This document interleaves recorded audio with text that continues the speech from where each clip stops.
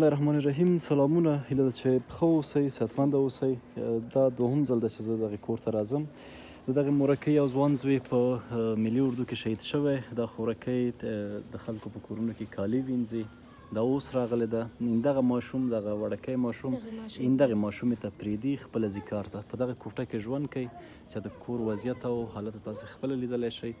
یعنې خاوند یې تلی بل واده یې کړی، دا پاتې دا د یو ملي اردو د یو سرتیري، شهید سرتیري مور ده، د یو قهرمان مور ده. اما بدبختانه چې پر دغسې حالت کې ژوند کوي چې دغه د هغه سرتیري خورکۍ ده، هغه یې خور ده، دا یې ورور ده. نو دغسې یو حالت دی. مورکۍ اوس راغلې؟ اوس دستي راغلم زوی د کار نه.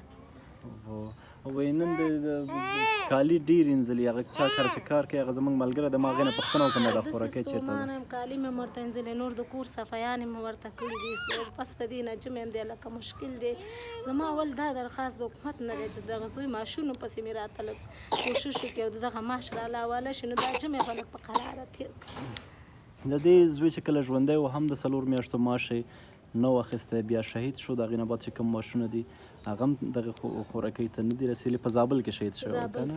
دا خورکۍ دومره توان نه لري چې تر زابله پورې لاړ شي او د هغې کم کارونه چې دي هغه راخلاص کړي او راجع یې کړي دلته. که خدای وکړي کوم کس په زابل کې وي او هغه د خورکۍ سره د دې کارونو د زوی د کارونو په خلاصون کې مرسته وکړي، دا به ډېره ښه خبره وي. خو ډېر وخت نه نیسو. همدغه پیسې درته یو ورور رالیږلي،